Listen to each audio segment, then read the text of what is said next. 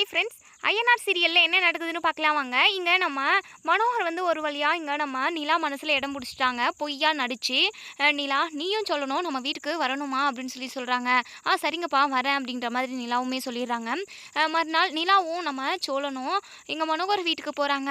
மனோகர் வீட்டுக்கு போன இடத்துல நிலா கிட்ட நல்ல விதமாக நடந்துக்கிறாங்க. சோழன் கிட்ட தனிப்பட்ட முறையில் ரொம்பவே கோவப்படுத்துகிற மாதிரி தான் இங்கே மனோகர் வந்து நடந்துக்கிறாங்க. இங்கே பாருடா, நீ எச்சக்கலை நாயி, நீ பிச்சைக்கார பையன், உன்னை கல்யாணம் பண்ணிக்கிட்டு என் மாவ கஷ்டப்படணுமா? அதுக்கெல்லாம் நான் விடவே மாட்டேன்.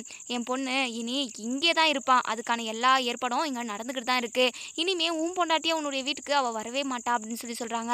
அந்த பிச்சைக்கார வீட்டிலலாம் எவடா இருக்குவா? என் பொண்ணை என்னமோ பண்ணி மாற்றி வச்சுக்கிட்டு என் பொண்ணை அங்கேயே இருக்க வைக்கணும்னு நினைக்கிறீங்களா? அதெல்லாம் நடக்கவே நடக்காது. இங்கே பார், ஒழுங்கு மரியாதையாக வந்த வழியாக பார்த்து திரும்பி ஓடி போயிடு அப்படின்னு சொல்கிறாங்க. கரெக்டாக இங்கே நம்ம நிலா வர நேரம் பார்த்து நிலாவை பார்க்காம நம்ம சோழன் வந்து மனோகர்கிட்ட பயங்கர கடுமையாக நடந்துக்கிறாங்க.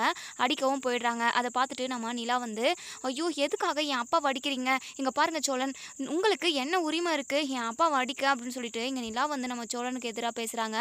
சோழனோட கோவத்தினால இப்போ நம்ம சோழனோட வாழ்க்கையே அதாவது கேள்விக்குறியாக இருக்கும் அப்படின்ற மாதிரி தான் போய்கிட்டு இருக்கு.